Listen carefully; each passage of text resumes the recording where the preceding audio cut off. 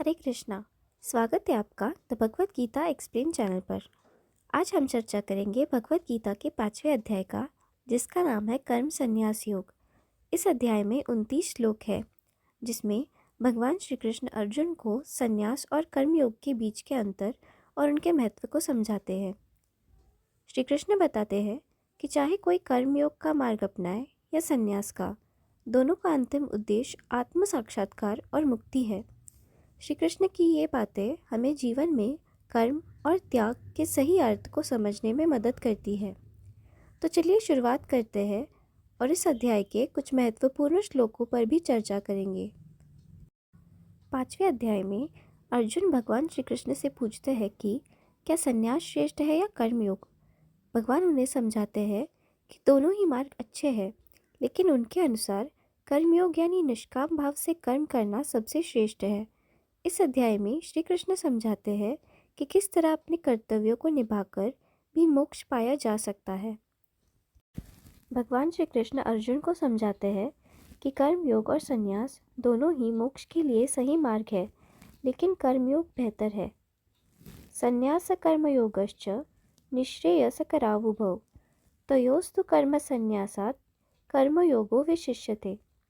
अर्थ, श्री कृष्ण कहते हैं कि संन्यास और कर्मयोग दोनों ही मोक्ष प्रदान करने वाले हैं, परंतु कर्मयोग संन्यास से श्रेष्ठ है।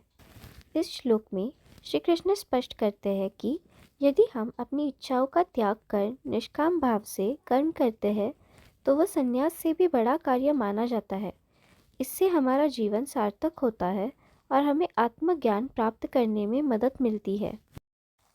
श्री कृष्ण कर्मयोग के सच्चे स्वरूप को समझाते हैं। ज्ञेय सनित्य सन्यासी यो न द्वेष्टि न कांक्षति निर्द्वंद्वो हि महाबाहो सुखम बंधात प्रमुच्यते।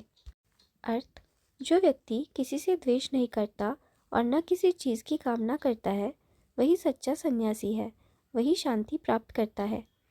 इस श्लोक में भगवान बताते हैं कि सच्चा सन्यासी वही है जो अपने मन में किसी के प्रति द्वेष और किसी वस्तु के प्रति लालसा न रखता हो।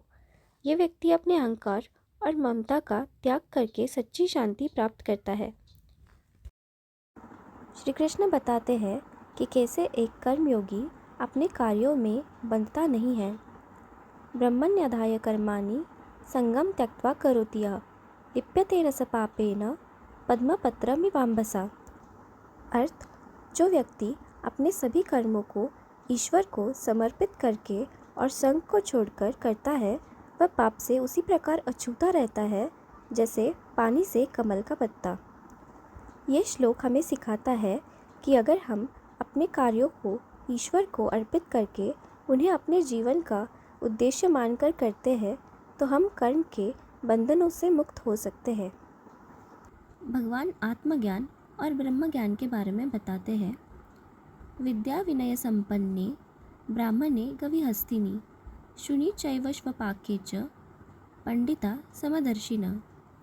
अर्थ, जो ज्ञानी व्यक्ति है वे ब्राह्मण, गाय, हाथी, कुत्ते और चांडाल में समानता देखते हैं। इस श्लोक में भगवान समझाते हैं कि सच्चे ज्ञानी की दृष्टि में सभी प्राणी समान हैं। उनका मन सभी के प्रति समान भाव रखता है, जो आत्मज्ञान का संकेत है।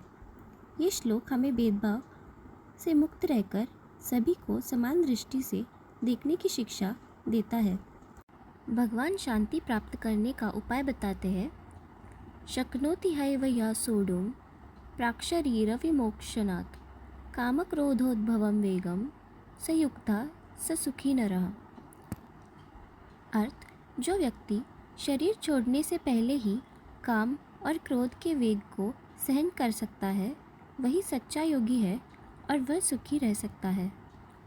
ये श्लोक ये सिखाता है कि जो व्यक्ति अपने मन को वश में रखता है और काम क्रोध को नियंत्रित करता है, वही सच्ची शांति और सुख को प्राप्त कर सकता है।